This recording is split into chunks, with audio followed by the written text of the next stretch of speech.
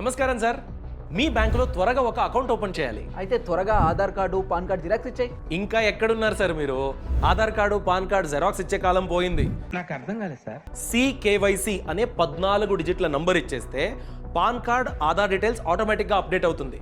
దీన్ని central KYC అంటారు. Bank account open చేయాలన్నా, మ్యూచువల్ ఫండ్లో ఇన్వెస్ట్మెంట్ పెట్టాలన్నా, కొత్తగా ఇన్సూరెన్స్ తీసుకోవాలన్నా ఈ CKYC నంబర్ ఇచ్చేస్తే చాలు. దీన్ని సెంట్రల్ రికార్డ్ కీపింగ్ ఏజెన్సీలు మెయింటైన్ చేస్తాయి.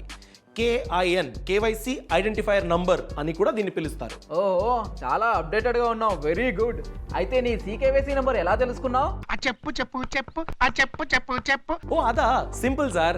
RBI అడ్వర్టైజ్మెంట్ ఇస్తుంది 7799022129. ఈ నంబర్కి ఒక మిస్డ్ కాల్ ఇస్తే చాలు. మీ CKYC నంబర్ జనరేట్ అయ్యిందనుకోండి, మీకు మెసేజ్లో ఆ 14 డిజిట్ నంబర్ వచ్చేస్తుంది.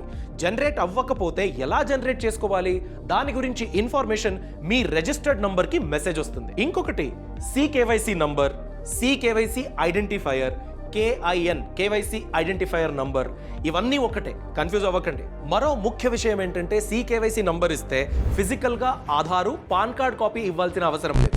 సో మీ డాటా థెఫ్ట్ అవ్వడము, ఫ్రాడ్ అవ్వడము ఇలాంటి అవకాశాలు తగ్గిపోతాయి. జనాలకి నువ్వు కావాలి. ఈ ఇన్ఫర్మేషన్ ప్రతి ఒక్కరికి షేర్ చేయడం మర్చిపోవద్దు. Boss wala. Be the boss.